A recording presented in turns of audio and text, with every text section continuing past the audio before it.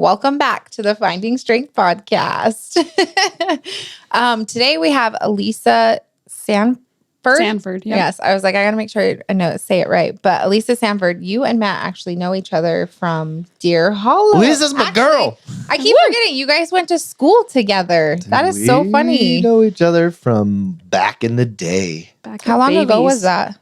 2014. Yeah. Oh my gosh, that's 16? 10 years, you guys. That's really cool. And now you're both therapists and you both work for Deer Hollow. The Hollow. The Hollow. The dream place on earth. That's right. That's awesome. So, I don't know. Do you Alisa remember is- your first time you met her?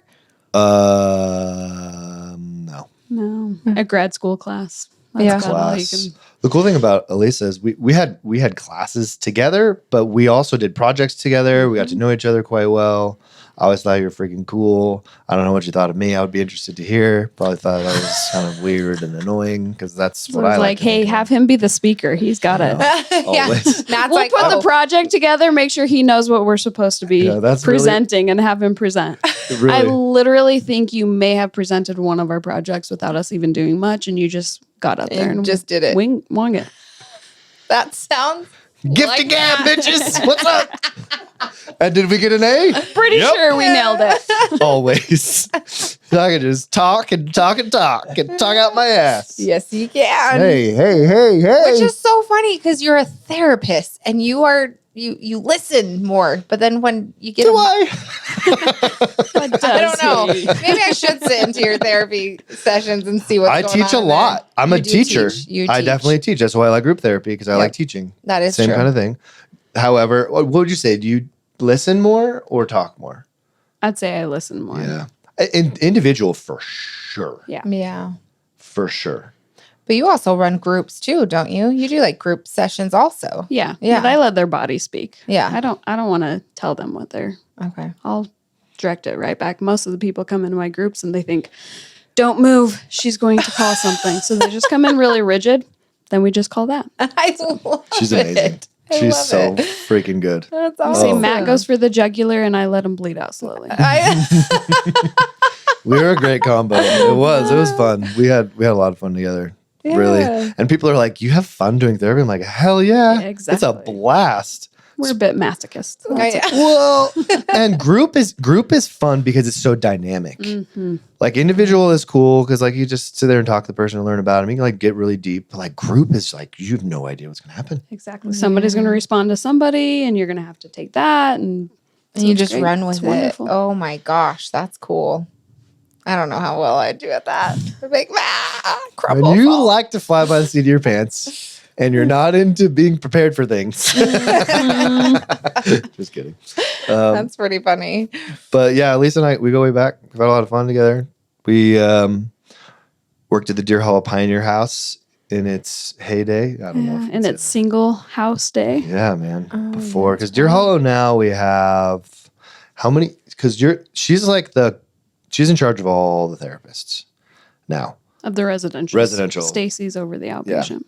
and so your official title is clinical manager, We director, just changed it to director.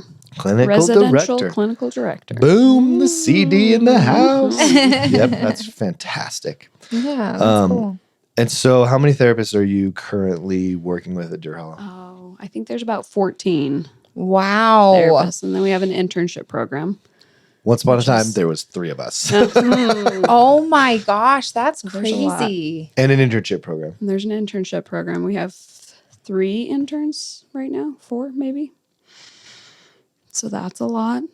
That is Love a lot. interns, and they do take a lot of work. Yeah, they're like little clients. Yeah, you have lots of supervision, and you Yeah. can only see them by themselves. So it takes up a lot of time. Yeah, Yeah. but you're a freaking beast.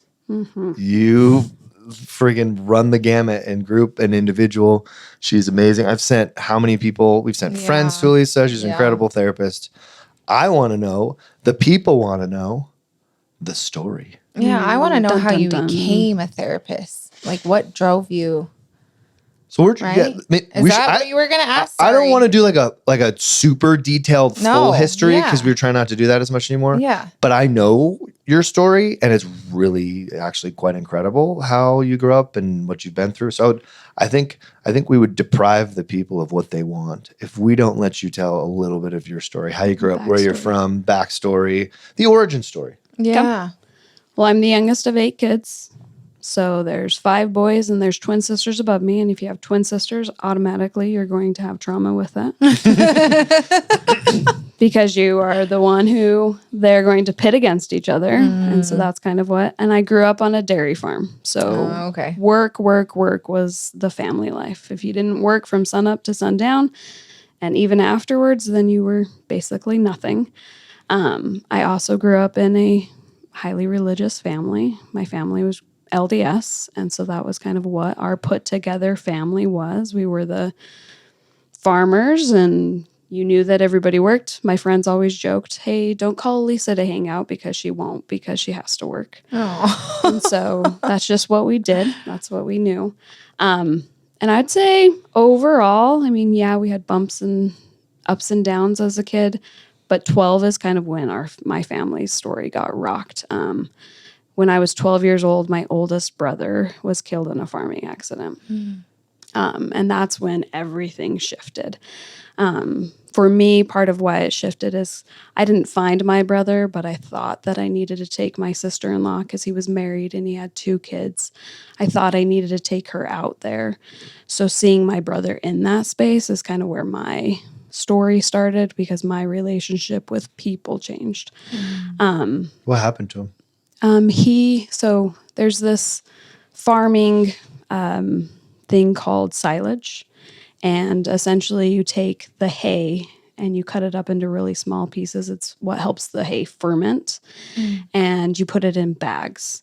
You can either pit it or bag it. We always bag it because it makes it last longer. And there's this big machine. It's a bagger, and I talk with my hands. I do too. Fortunately, nobody gets to see The it. YouTubers can see it. Oh, perfect. Yeah. No, I do. Yeah. And so it just has a belt. You come in, you bring trucks. So I grew up driving lots of trucks. I was driving at the age of like 11. Oh my gosh. Running farm equipment. And you back the trucks in and you dump the hay or the corn or whatever you're bagging in there.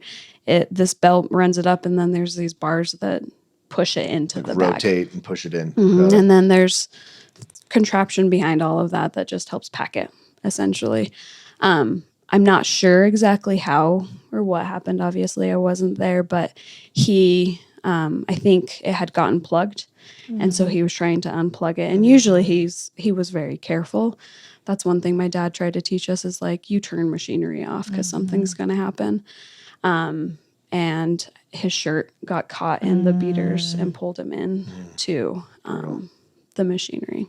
And you brought your sister-in-law out there and saw him in the machine at 12. Oh my gosh. Yeah, that's gnarly. 12. That's like such a pivotal age too. Yeah. Especially for like boys and girls, it is a little different. Yeah. 12 for a girl is very different than 12 for a boy. Yeah. Because 12 for a girl, like you're pretty aware of what's going on. You're not a total moron like 12-year-old boys are. Your maturity level's a bit higher. little higher. Yeah, definitely. Not much, but still. Yeah. 12, you're figuring stuff out. That's wild. Yeah. So that's kind of where a lot of it started, watching each of my siblings. I had one brother who was, I'd say they were inseparable. This brother who was killed, and then this other brother, he was on a mission, an LDS mission. So he wasn't home. So he got that phone call. In fact, the other day before my husband left, we were joking. We called him and I was pretending like I was crying. And he was like, he stopped on the phone and I was like, what? And he's like, that sounded just like a phone call I got in 2000. Aww. And I was like, oh, shit. You just triggered your brother, jerk. Totally took him right back to that phone call that he got when my dad called him and said, you are hey, the worst. I know. Look I at was you. like, never again. That's my role in the family is to make sure nobody's hurt. What did you do? I'm the protector. No. Yes. Yeah. Yeah. So that's kind of when as you said, Matt, like my protection started. I like literally sat on a couch and watched every one of my siblings go through what they were going through. My sister-in-law, she had 2 kids at the time. One of them had disabilities. And so there was a lot of care there. He had epileptic seizures and different things like that. So watching my parents run around and try to figure out what was going on. And I just sat on a couch and watched my brothers going into shock, my dad trying to call my other brother, my mom trying to comfort my sister-in-law.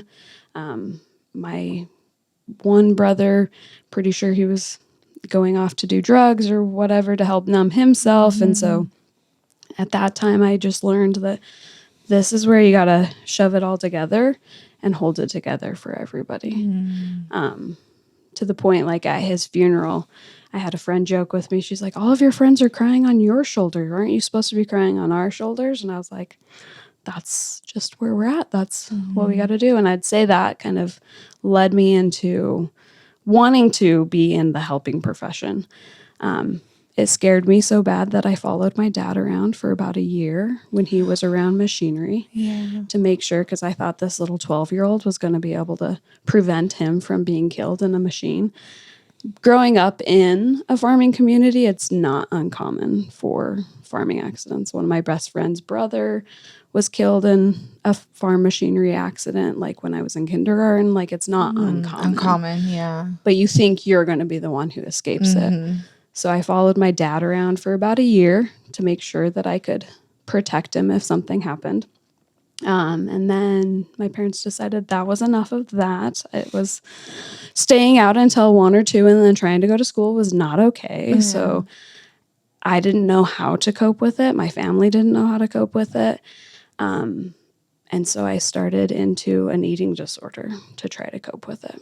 I didn't know what to do, so I figured if I could control my food, control my diet, control how much exercise I had. Logically, I didn't think this, but if I could figure out how to be the best at something, and sports was what I wanted to be the best at. And so if I dieted, exercised, I could be better at sports, I could run faster, I could do more.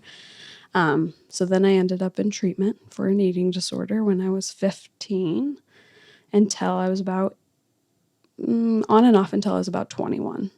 Okay. Between self-harm, eating disorder, and that's kind of where I decided I wanted to be a therapist. However, everybody leaves treatment wanting to be a therapist. Oh, boy. So I was like, well, I can't be everybody.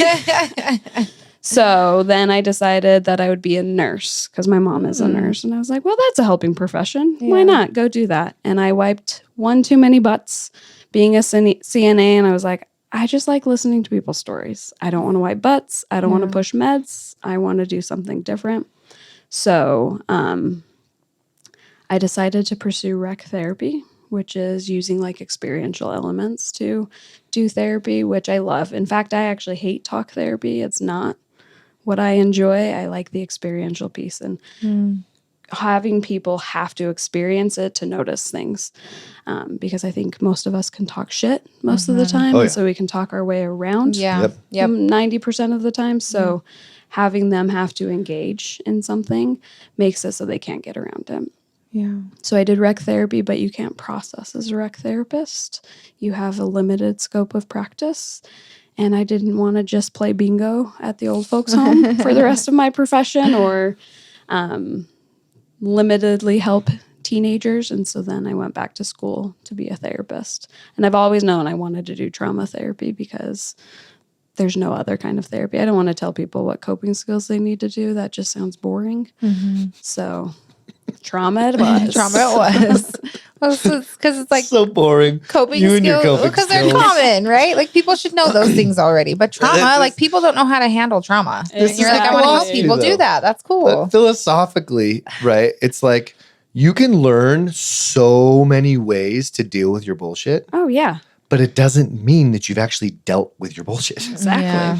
And so that's why trauma therapists were kind of like, okay, let's dig. Let's look at why you do what you do, but more importantly, not just why you do what you do to cover up why you do what you do. Yeah. Exactly. which is like the cool. It's fun. It's like a puzzle. You're trying to figure out what's going on with somebody before they do, and kind of help somebody understand what it is that they're doing. And first, but not only that, like, is there a different way to do what you're doing? Right. Is there a different way to do why you're doing what you're doing, but what you're doing because of what you're doing? Anyway, I don't know. That's does that make any sense at all? Yeah. Yeah. Well, it's almost like you're working backwards too, because to get their story, you got to get their backstory and stuff like that. So you're unwinding and you can see things to figure out what they're doing. Yeah. Well, Yeah. like with your story, right? Mm-hmm. Like what insights have you come to now? Like obviously protector, but like you look back at your whole story, and the big thing that trauma therapists are good at is looking at the entirety of the story and understanding like, okay, what are my belief systems? Why I do what I do, right? Belief systems. How now am I going to find meaning in it? Like what work have you done around your brother's death and all that fun stuff? I would say the biggest work has been like embodiment, because I think, and this is work, I wouldn't have known this at that time, but coming around the corner and seeing him there, I definitely feel like that's when I left my body. And so it was like this wall, and I was stuck there. And so for me, part of the reason why I had an eating disorder is to hide or to not be in my body, not be connected to my body. If I can control my food, then I won't feel what is underneath and inside of everything. Even self-harm to me. Some people self-harm is a way to release their emotions. For me, it kind of helped me know, well, if I can cut deeper, then I'm more disembodied. I'm not connected, but I know I'm alive. So I can be disembodied and I don't have to be in my body, because that's where all of that fear and all of that pain and all of that, holy shit, what did I just see, lived. And so for me on my journey, becoming embodied has been the most important thing. Can you break that down for us? Becoming embodied. What do you mean? Like feeling my body, being in it, being one with it, not just moving through the world empty and hollow is what I would say. I had somebody in grad school actually tell me I was one-dimensional, and before I didn't know what that meant. Let's talk about it. And now as I've done my work, I understand what that meant, because I was moving through the world just kind of like a fly on the wall. And I wasn't connected to it. I wasn't connected to anybody else around me. I just was this hollow being, kind of going and checking off the boxes of what I needed to do. A human doing, not a human being. Yeah. Yep. Where is that like where you're mostly like just in your head and not really connected to your body? Yeah, I'd say, I don't even know that I was connected to my head. Okay.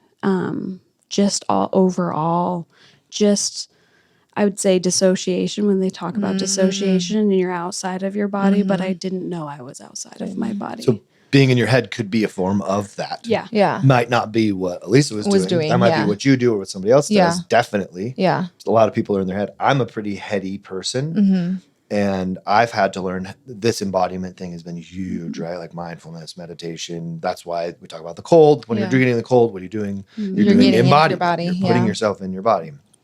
But for me, overthinking, ruminating, not necessarily worry about the future, more like Monday morning quarterbacking my every move so that the next time I can do it better. Yeah. That's what my form of dissociative ruminating stuff in my head looks like. Yeah. So when self-harm, because I find this so fascinating, is it to feel pain, but also not feel like your like heart being sad? Like what is self-harm? What do people gain from doing self-harming? Because it is a thing. Yeah. Well, and I can't answer. I think everybody kind of has to answer for themselves. But for me, it kind of like if I can endure the physical pain and I can get past to the point that it doesn't feel, because some of my self-harming, I didn't even feel it. Like I didn't even know it was happening. Then it showed to me like I was numb enough. Okay. Like I was safe enough because I wasn't going to feel what was behind all of Because it. feeling is Is unsafe. Safe. Like I think now that I've done a lot of my work, when I sit in that room and I see all of my family, like it wasn't safe. One was going into shock and the EMTs were now having to take care of them. One was feeling so much that they were going to go use substances. Another one was feeling so much that her friends wanted to come in and take her away. Like it just interpreted their like feelings as not safe. I mean, that wasn't the only point that was. I mean, I'm a family of dairy farmers. Feelings are not supposed to be around thing? anyway. Yeah. Yeah. And God bless my mom, but she is the best at not feeling. In fact, I don't know if I ever saw her cry when my brother died. And so Wow. just feelings, like it's something you don't do. And if you have those feelings and you're like, oh, I'm different from my family, I can only imagine like having to like hold that in and not show that side of you. And that would be really hard. Oh my gosh. well, and just as a testament to how much growth Alisa has had. I cry all the time now. The other day, I came and did a training. Yes, damn Matt. It was so beautiful though. It was amazing to watch you because she's like leader lady up there in front of all these therapists. We're doing this training or whatever, and of course I had put her on the spot. I didn't mean to like take it there. Yes, he did. But it was great. It was, it was good. there's It was never- needed. You know how it goes, right? It's not like, oh, I'm gonna freaking dig and like get them to freaking ball their face off. Maybe a little bit, but in There's a that little moment, bit of that that. was not it, right? It was just like, hey, be the guinea pig person. Come show me what you're doing with your little mind map deal, and you freaking were super emotional and vulnerable and raw, and it was really scary, and you hated it but did it, right? And it's just like, that's so amazing. That's the growth process. Yes. We're trying to embrace the feeling of being alive, whereas most of our coping skills that we're learning, teaching ourselves, even now, even the healthy coping skills, are to stop that feeling, to make the feeling go away, to get rid of it. And this is why in the first place, my coping mechanism, whatever you want to call it, was to disconnect from that feeling. As I'm sitting there watching everybody in the room, I'm becoming super observant and being a master of understanding and noticing body language and when to interject and when not to, right? My pro. Oh, my, yeah. My that skill is set. Definitely your skill set. Additionally, though, the mind is racking itself, trying to come up with some new way, or really old way, or varied version of an old way of just not feeling this thing. I just want to not feel it. I'll do anything I can to not feel. And so embodiment is feeling. Yes, Yeah. lots of it, especially as a 12-year-old. It's all contained into this small vessel. It's a lot of it. And if there are people bigger than me that couldn't do it, How the heck am I supposed to I do don't it? want to do Yeah. it. Well, and that's the process of work, growth, or whatever, doing the work as you referred to, right? Is being able to feel a little bit more of it, go back to the memories, to the sights, the sounds, the smells, the reminders of that event, whatever event it was, and become more tolerant to the feelings associated with that particular event. That's trauma work in a nutshell. Can we Yep. say that? Yeah. Is that pretty good? What else would you add? I would say connection is a big thing. Mm. And I know that feels very similar to embodiment, but even more so, like when I first was in my healing process, I could start to feel my own feelings, but I was really good at still staying disconnected from them. I could let myself feel them, but still be disconnected. And then the next layer of allowing other people to connect to them. And that, like you said in the training, that piece, even 3 years ago, I don't know that I would have done that in a training, because sharing what I am now embodying and what I'm feeling, and I've never felt safe enough to feel, and sharing it with somebody else to allow them to connect to it, unheard of. So safety. You want to feel safe. Because in that moment, it wasn't safe. Yeah. Would that be? Yeah. Well, and also maybe even a question would be, well, why was it safe then? Or I guess, why is it safe now, even though it wasn't then? Or was it always safe? I just didn't know. Ooh, that's a trick question there, Matt. That is a trick question. Or something else. I'd say it's a mix of both, because then it wasn't three. safe Got it. because it was safe. However, in that, like, I would have said like 6 months after my brother passed, it would have been safe because my family had the capacity. My parents did, but I didn't know that. Right. Because in that moment, they didn't have the capacity. Yep. And so it wasn't safe. And if I added more onto them, Yeah. then were they going to be there? Yeah. Were they going to be able to survive this? And am I going to lose someone again? Because my oldest brother was like my dad.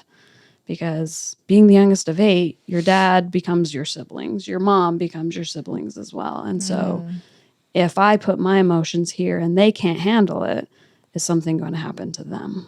Yeah. Safe. Well, and I like what you said about connection, though, because like in this group with Matt, you probably felt safe with him because there is a connection. And so that safety was created, and therefore she was able to open up on her mind map with you. Sure. So That's a now, big part of what the therapeutic relationship is about, is creating an environment akin to the holding environment in real time, where somebody can now, for the first time or in a new way, explore something that was at one time, quote unquote, unsafe. Right. And assign new meaning to that feeling in real time. And this is where therapy becomes this very powerful, much more incredible experience than anybody really gives it credit for. Because it seems like therapy is, I'm just going to go talk to this therapist person and I'm going to tell them my stuff and maybe even bitch and moan and complain and get it off my chest, which there's value in that. There really is value in that. Right. For about 6 months, maybe. Yeah. But if I really, really, really want to actually heal and change my physiology, change the way that my brain is firing, create literal new neurological connections in my brain, I have to do it experientially. Exactly. And that's why you wanted to do drama therapy and not talk therapy. Talk therapy. And the experience piece, like that's so big. Like there's a quote, and I'm going to butcher it, and I don't know who said it, so I can't give it due credit. But in order to feel better, you have to get better at feeling. And you can't just talk to get better at feeling. You have to experience it. You have to have that visceral connection. You have to go back to that moment, and you have to walk through it instead of just trying to talk your way around it. And you have to learn how to feel it as you're going through that. Walk through it instead of talk your way around it. yeah, I love that. Have you heard about this new book that just came out? This chick was on Rogan. Chick, I didn't say chick. I apologize. That is just, So that is naughty. This woman was on Rogan. She wrote this book that's like scathing review of therapy in general. Have you heard about this? Well, you're going to have to tell me what the name is. I don't know her name. Oh. Anyways, but basically there's this like little hot clip that's out now. You may have seen this, where she's talking about how talk therapy is creating harm, not creating help. Because rumination is one of the major kind of symptoms of depression. And getting people to just go in and think about their problems and continue to ruminate on their problems is unhelpful. And she makes this kind of leap to harmful. What do you think of that? I would agree. I mean, I think it depends on the way that it's being done. If the person's aware of the rumination and can speak for it and call it in, and then they can change the way that they're talking about it versus just ruminating about it, then I think there's benefit there. But the problem with my experience with talk therapy is we just stay stuck in the rumination. Somebody else doesn't call it in and say, hey, do you notice how that feels in your body? And connecting the mind and the body. We stay stuck up here, and that just keeps those networks firing the exact same way that they've been firing. So you have to feel in order to get those networks to fire differently. Exactly. Because the networks are firing in response to the feeling. Yes. So you have to change the firing in response to the feeling. Which is your nervous... By feeling? By feeling and feeling it differently. Not feeling like if I felt it again alone, completely alone, which my system's going to tell me that story. I'm feeling this alone again. Like sitting on that couch in my sister-in-law's house. It's still alone. I felt alone. Yes. And if I feel it again, which is what it tells me, which like in the training, that's what it was for me, is I was like, oh, I'm experiencing this loss again. My husband was leaving. I'm experiencing this loss again, and I'm alone in it again. And that's something I've had to work on, is changing. I'm not alone in this feeling. I was alone on that day in 2000. I was completely alone because everybody else had everything going on. But in the here and now, I'm not alone. So it's okay to feel this with somebody feeling it with me. With you. That's Think about beautiful. the power of that idea. Like just for a moment, just take that in. I was alone then, and I am not as alone now as I was then. Even though there's still a little bit of loneliness. Yeah, Because I feel alone. Well, you still feel it. Yeah. But it's different now than it was then. And that is such a clutch part It's of powerful. growth. It's empowering. You take control over your story. Did y'all hear that one? Take control. Oh man, Yeah. that's so good. That's powering. To take control over your own story is Because very empowering. What did you not have in that moment? Control. You were completely powerless. And so part of taking back control is accepting the truth that at the time I was completely and totally and utterly helpless. Totally powerless. There's nothing that I could do in that moment, whatever it was for you. And we all have this moment. Every human being on this planet has this moment, maybe even several. And in that moment, that feeling, that overwhelm, that powerlessness, that loneliness was so fucking intense that there was nothing you could do except whatever it is you did. Right.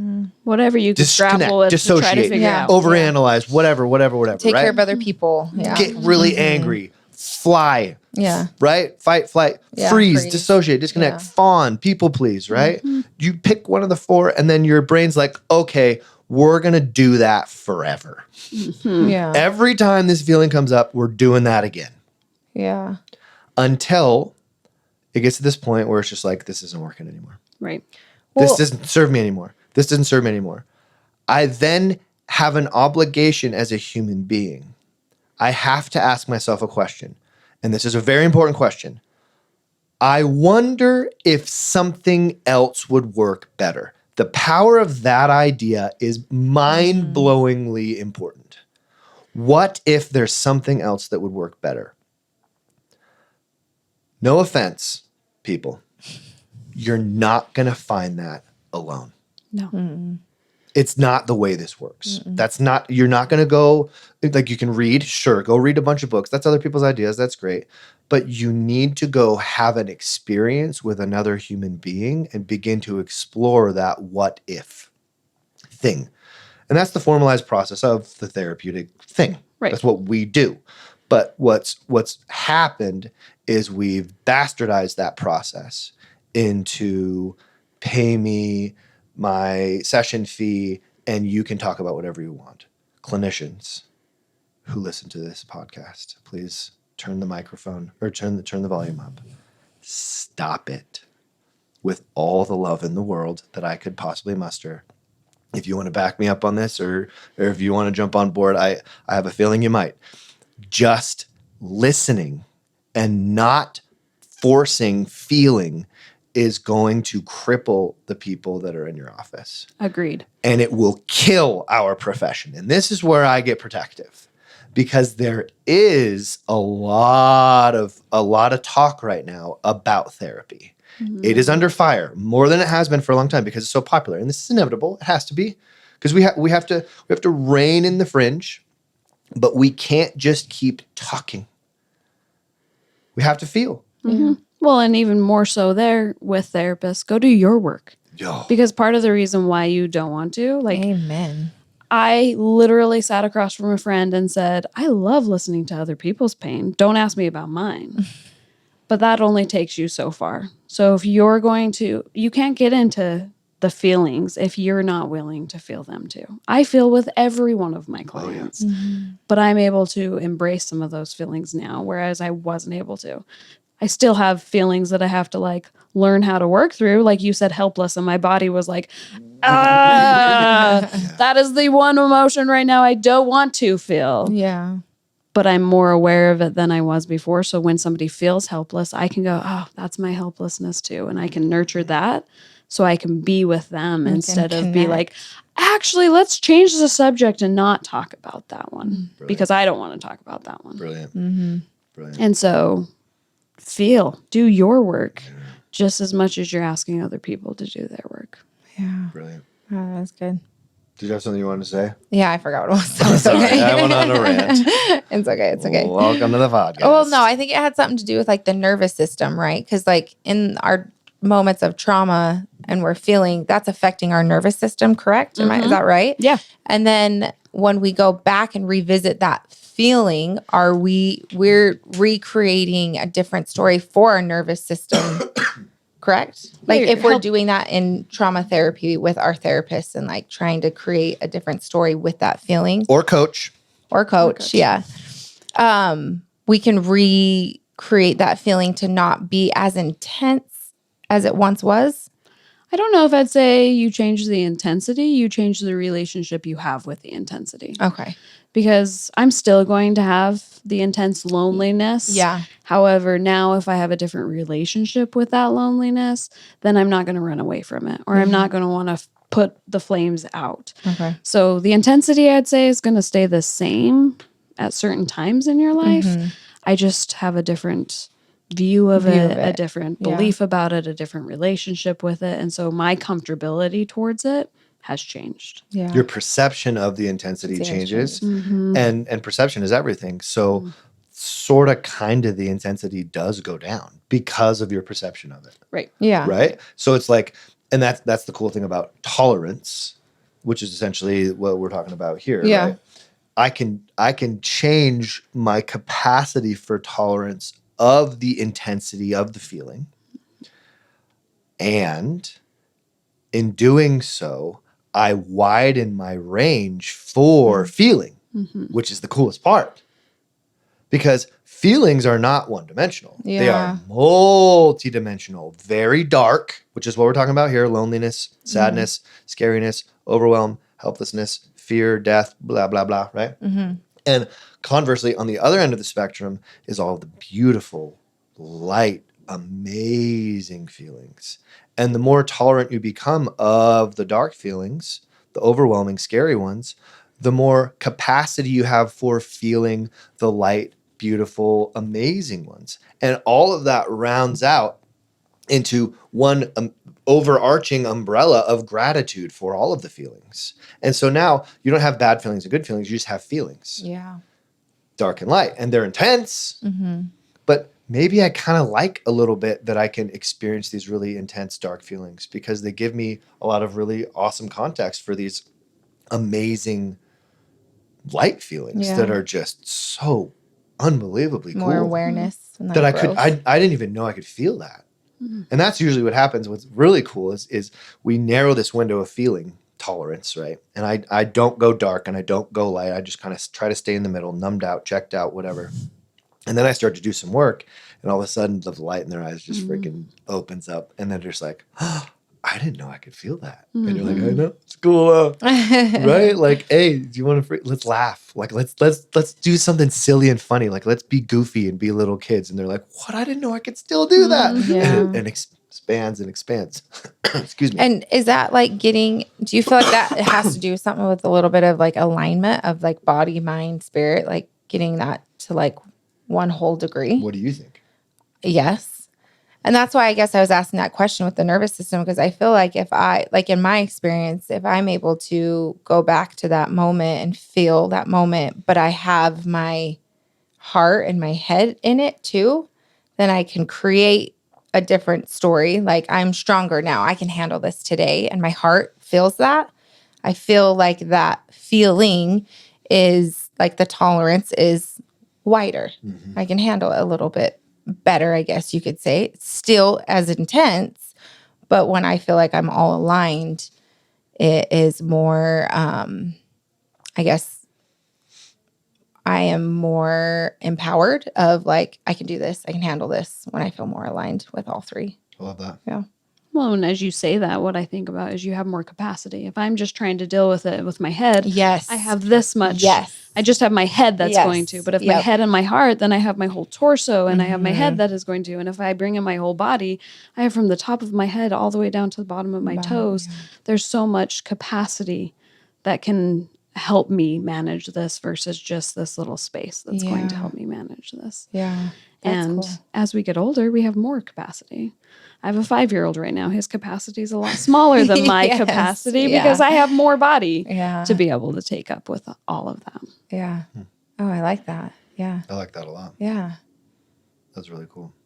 So, as you progress through your experience of life, you probably learned some stuff along the way. Oh, just a few things. What are some of the things that you have found really bring about the most change for people, like the good stuff? What are the Alisa's big important life lessons or skill sets, or I don't know, you tell me, because you're one of the smartest people I know and you are absolutely talented and brilliant, and I would love for you to share with us what it is that you help people to learn. Oh, And that you makes it possibly so do every day. contained. Yeah. And there's a part of me that's like, I don't want to contain anything. The biggest thing is curiosity. Curiosity. I love that. And not in a way to try to investigate and try to like prove your point, but this openness and this curiosity to get to know what is it that's actually going on. Because we've already written a story. I already wrote a story that I was alone.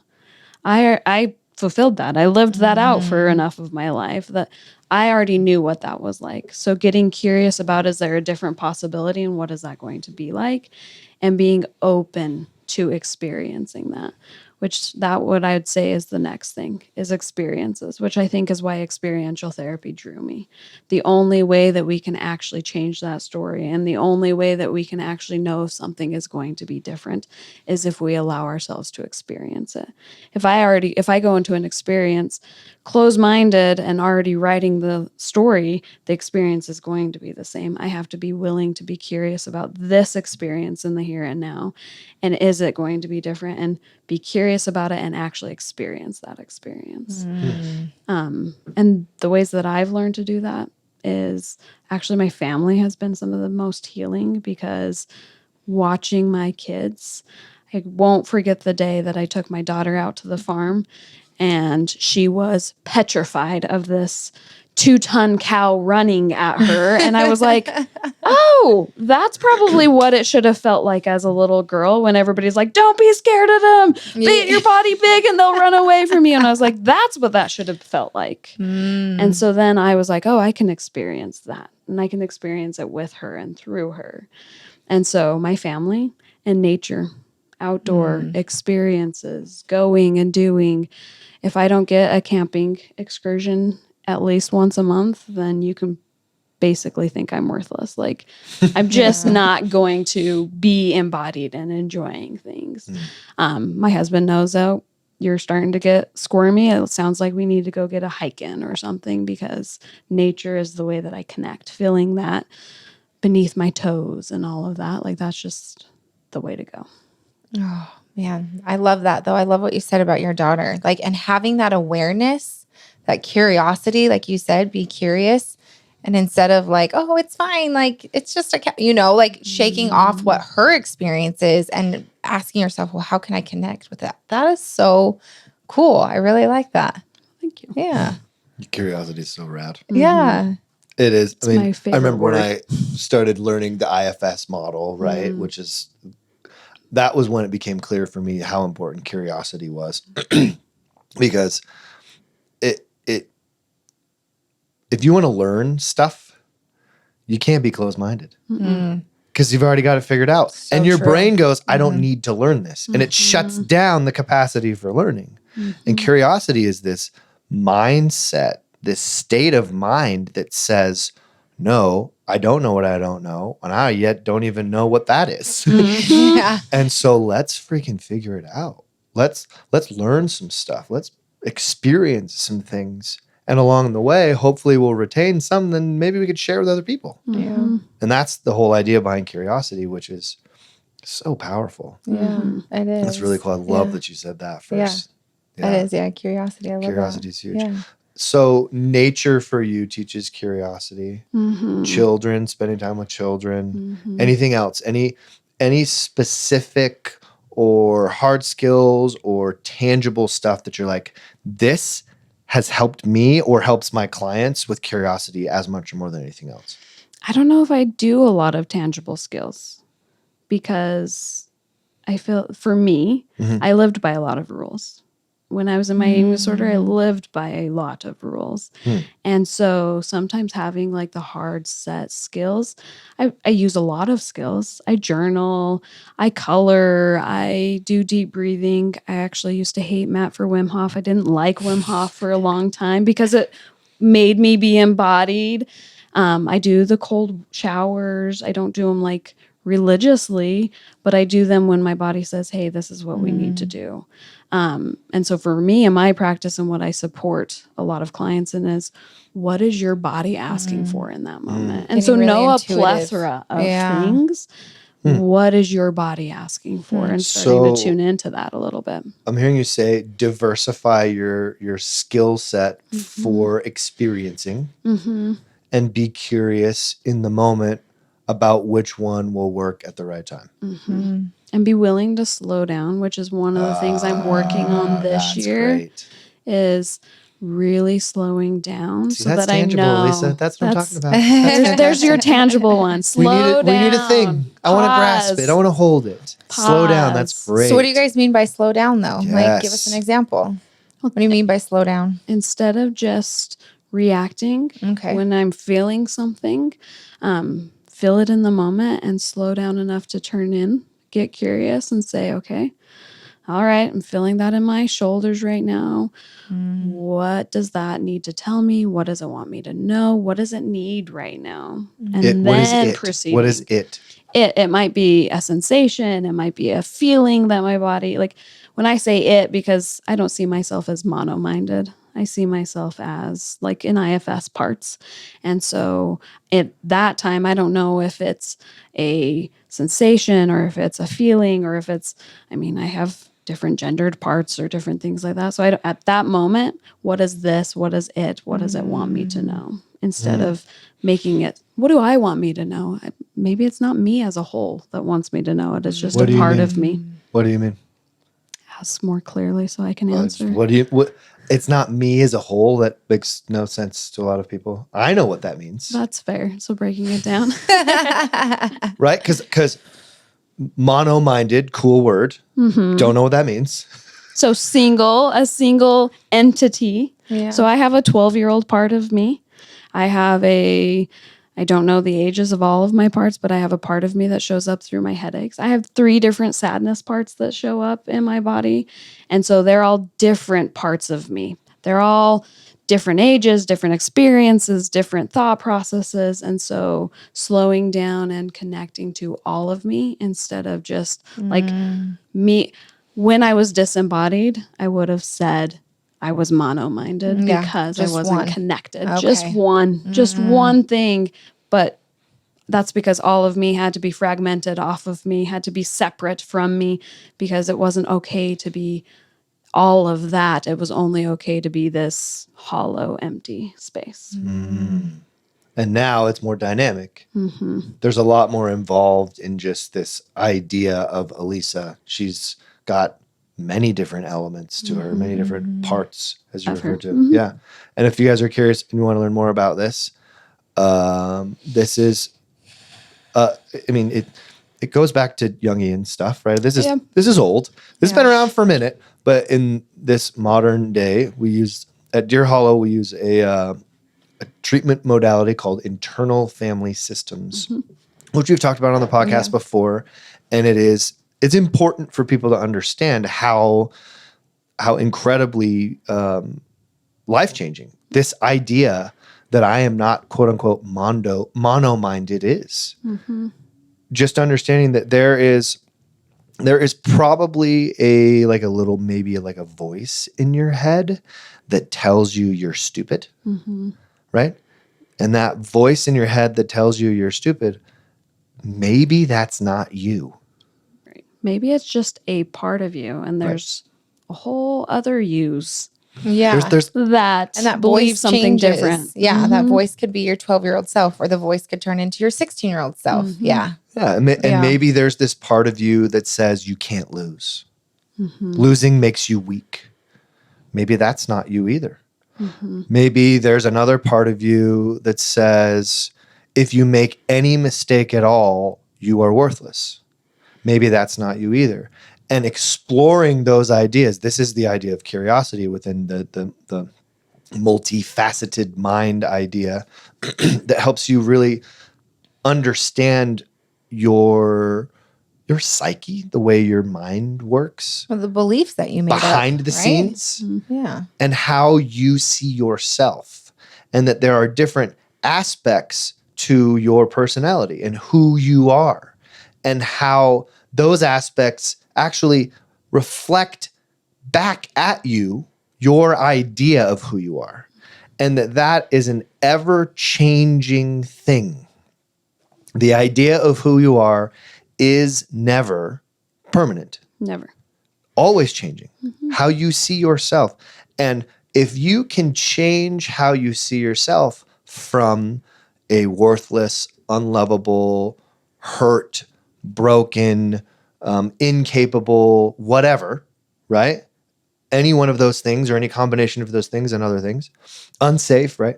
To a capable, confident, clear-minded,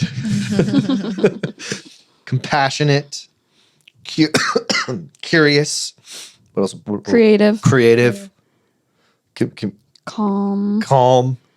Trying to remember them There's all. 8. Connected. There's 8. They're called the 8 C's. And then there's like the 5 P's but we won't go into that. Well, we can. We can, because what ends up happening is through this process of self-exploration, you begin to understand that who you've seen yourself as is just that, who you've seen yourself as.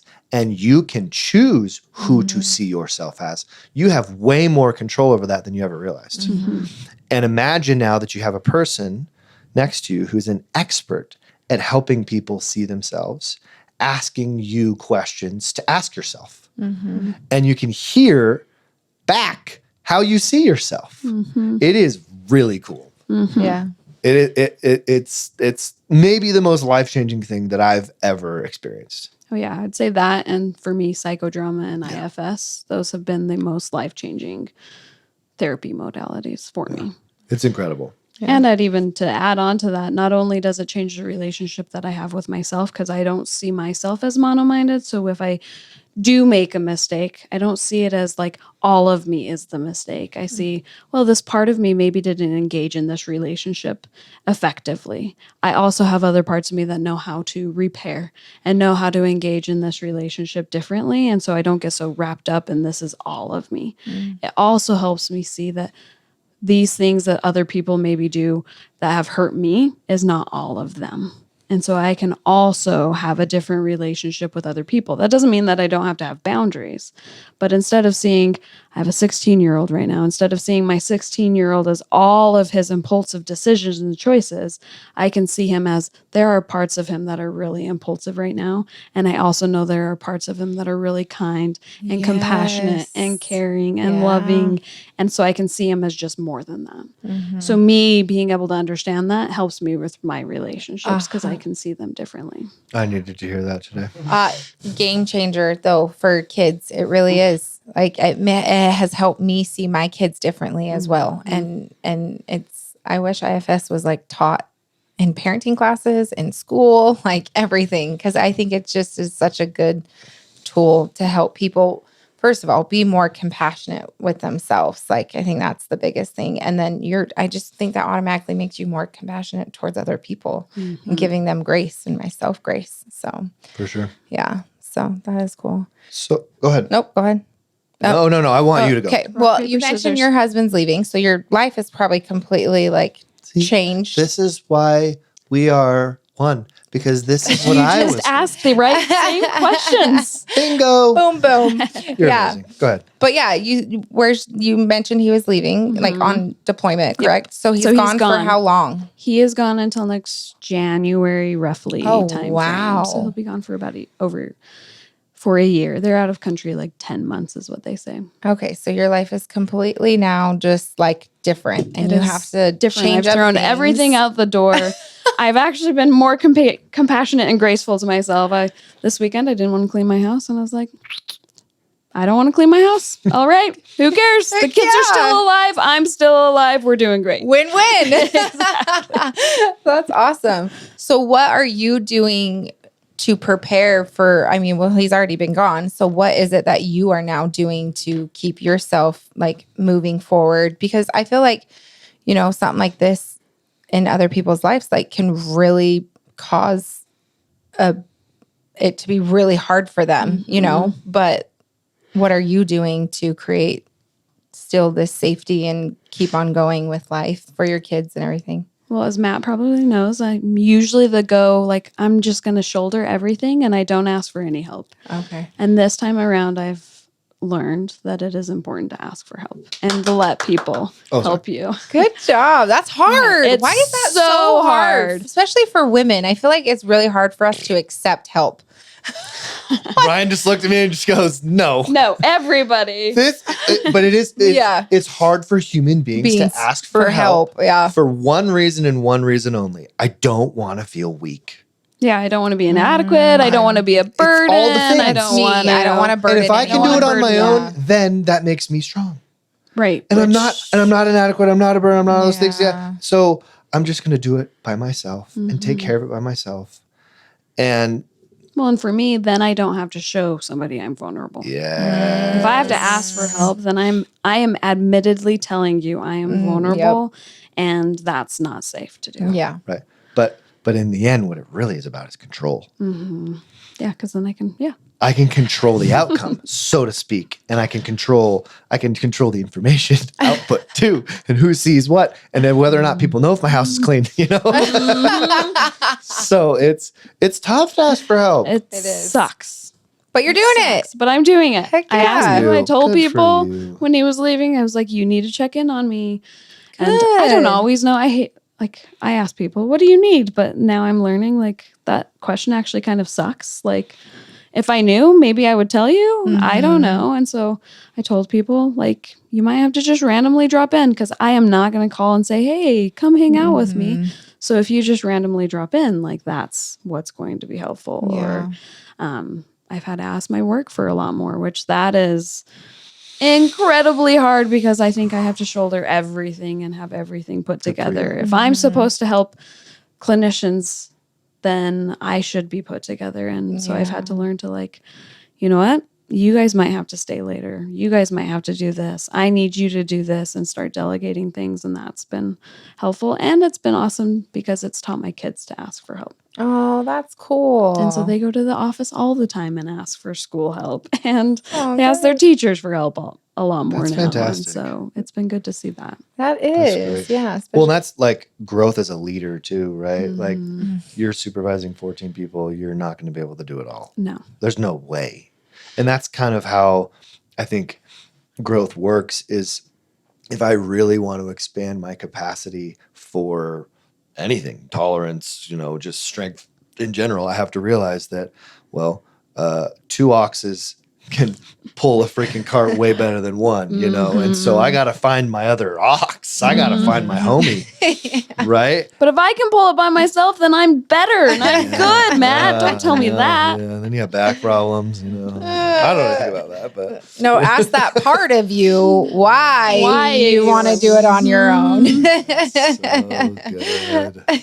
So good. So women out there or just husbands out there who have a spouse who's deployed or who's struggling with, even just absentee spousal stuff because people just have to leave. And sometimes they're just gone. Might not be deployment, might be something else. Sometimes they're fully physically present and they're absent. Asking for help is top of the list for survival skills, right? Anything else that you found is important for these people to know? Because maybe they're not in it alone. I don't know. What else is there that's helpful? Well, I think that's a good thing there is you're not alone in it. And if you're feeling something or you're overwhelmed, you're not the only one who is. But so often we try to tell ourselves, well, everybody else has done this or they're doing it better than I am. But behind all of that, they're feeling the exact same as what you're feeling. And so speak it. Like you're not saying something somebody else hasn't heard already or somebody hasn't already felt. And so instead of just trying to stay closed, which I am really good at, I'm good at keeping everything closed and hidden and contained. Speak it. Somebody else is feeling it too. That's and then cool. you create that connection. That's cool. Yeah. Well, and it transmutes the pain, right? It's no longer this painful, awful thing. Now it's this helpful, beautiful thing, right? Yeah. That's why this thing I've been saying a lot lately is take my helplessness and turn it into helpfulness, which is like this really cool way of like taking, okay, I feel so just like burdened by this and there's nothing I can do and I'm powerless. Okay, let's just go do something with that for another human being around me. Who's around? I'm going to smile at that dude, right? Whatever it is. It can be that simple. It is. It doesn't have to be these huge, extravagant things. It doesn't. Just say hi to your neighbor. Yes. Yeah, there's this little mind shift. It's this little mind shift where what's really cool about the mind, the more I learn about it, the more I realize that it really works in patterns. It's just ultra patterned, right? The way your brain fires is in patterns. And you have multiple sets of patterns in your brain, right? My kid pisses me off, engage pattern, right? Yep. My wife gives me the look, engage pattern, right? Like all these things. And if I can hack that system and understand my patterns, then I can change how my brain's responding subconsciously. That's IFS. Right. Yeah. That's what IFS is a really structured way of observing my patterned subconscious behaviors. Yeah. And I think one of the easiest subconscious patterns to start for people is notice when I feel helpless and turn that into helpfulness. I really think that's a game changer. It has been for me lately because I'm, selfish asshole because that's just how it works. And I'm trying really hard to be kinder to just strangers, right? And that's not easy for me because people are dicks. And they are. Dicks or stupid, one of the two. Right?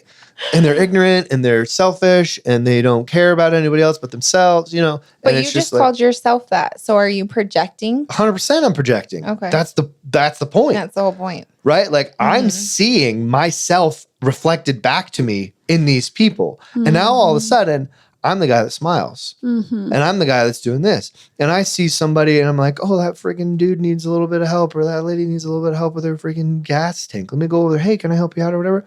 You're amazing at this. This is totally, but I'm like, don't bother me. Like I'm just going to, and it's been weird. It's been kind of strange because I get no credit for it, You really don't think you get credit for it? Like obviously from other people, but what about yourself?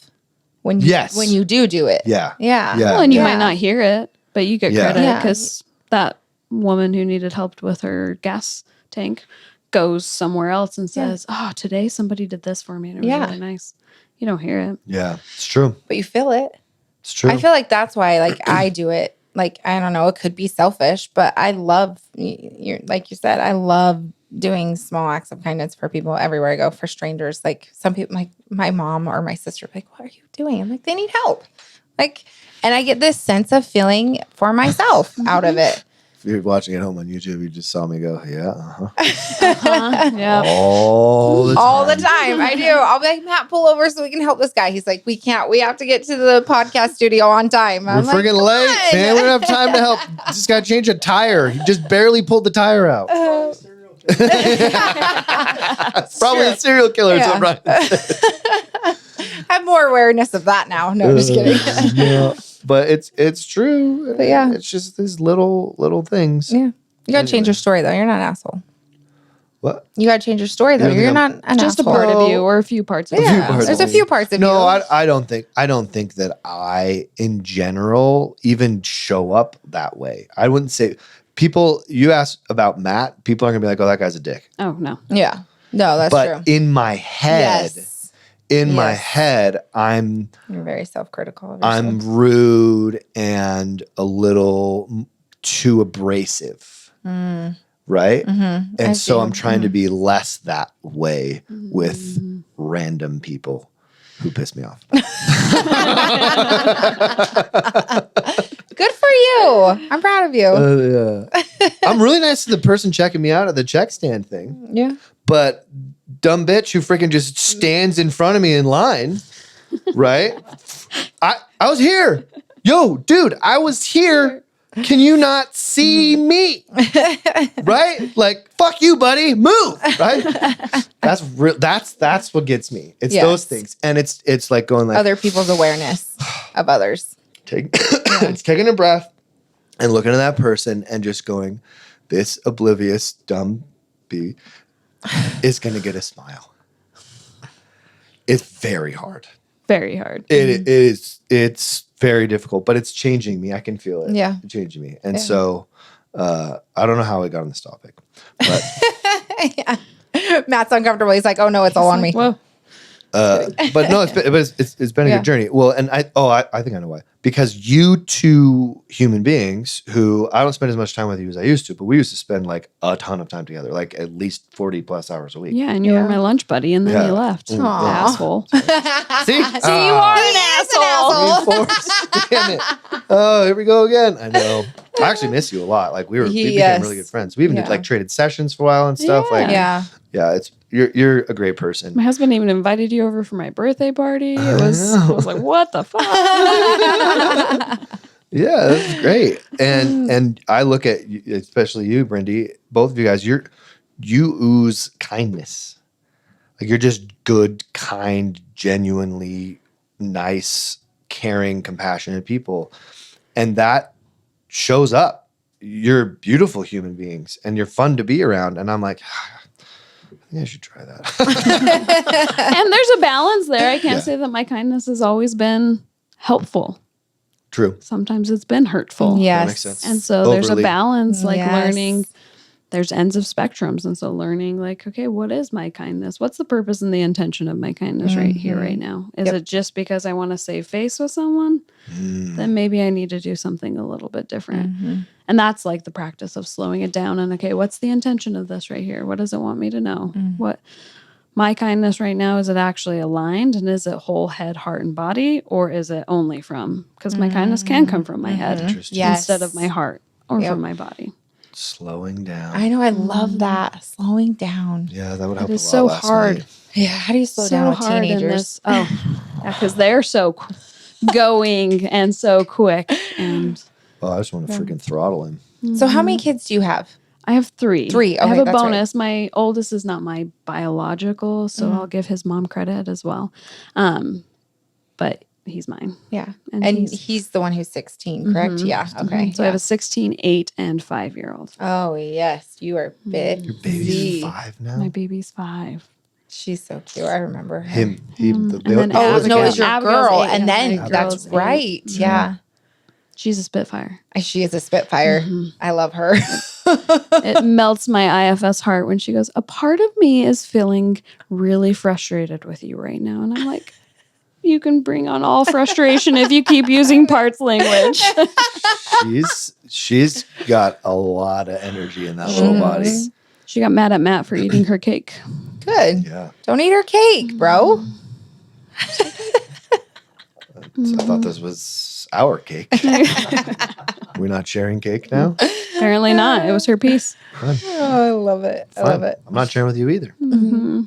I love little kids. They're the Yeah, best. they are the best. Because, right, rounding it out, kids are curious. If you can think, like kids, they're curious, they're embodied, they're Yes. connected, they're everything. They might be quick and whirling around, but they're also really slow in what they're doing. And they are the ones who are learning a hell of a lot faster than us adults. So us thinking we know what to do, Yeah. They're actually teaching us. They are. They're our biggest teachers. Mhm. I totally think that. Well, and yeah. what rips that away from us throughout our life is the dramatic moments. Mhm. It Yeah. tears that away from us. So kind of like experiencing and like, I don't know, regrowing that in our life is the process of trauma work, trying to Yeah. become that again and embrace this little inner kiddo that I have that was hurt so desperately, so deeply by that thing. Mhm. Yeah, it's Yeah. great. And as we like kind of full circle, like my little 12-year-old who felt abandoned by my brother and by everybody else, in every time my husband has something military related and he has to leave, working through that with my kids is also healing for me because I could shut them down. I Sure. could totally tell them Yeah. not to feel certain ways. I could tell them this is the life we live. Buck up. Let's get Yeah. over it. This is part of it. This is part of what we signed up for. You've been through it before. We've done this many times. Get over it. And because that's not what I need, I've started to attune to what they need. And so I don't tell them to buck up and get over it. We cry all night if we need to cry all night. They stayed home from school last week because they needed a day home from school because they couldn't do it. Yep. Yeah, Cool. Let's do it. Yeah. I love that. I do too. So, Well, you are a beautiful human, and I appreciate you. well, thank you. You make me want a hair flip, but You're just great. No, you're just so great. I know you really are. yeah, I need you to open up your individual therapy so I can keep sending people to you. I'm like, I don't have my maybe go-to after anymore. January. I know. That's true. Yeah, we'll wait till your husband comes home. But you are amazing Oh, at what you thank you. do. So thank you for coming on today. We really appreciate Thanks for inviting me. It's been fun. Do you have, if you want people to reach out, follow, do you do social media stuff? Is that your thing? I mean, I have some social media. I think my private practice has a social media. But you're not but really I taking new clients don't. right Yeah, now. you're not No, taking new I'm not clients right taking now. new clients right now. I guess I took 3 new clients. They're my children. it. There you go. Yeah, Full that's time. good. That's a full time Eventually, job. well, when you start taking new clients again, we'll have you back on and you can. Okay, well, sell it out there. Oh, her schedule will be full before you come back on because I got a list of people for She you. doesn't need any help finding people. Anyways, One thanks for day I coming want to on. do some experiential intensives or something, so There we we should go. get together and Oh, figure that Now we're out. talking. Yeah. That's where I think it's do some intensives and Yeah, that's definitely something that needs to happen in the near future for sure. Yeah, we'll keep people posted on what that looks like as things begin to develop and Yep. where we're headed. Yep. 2025. Let's go. Yeah. All right. Thanks for coming on. Thank you. Thank you. Finding Strength podcast is sponsored by Avantacool. Avantacool. Avantacool. It's a fun word to It is say. a fun word to say. What is Avantacool, Matt? Avantacool sells cold plunges.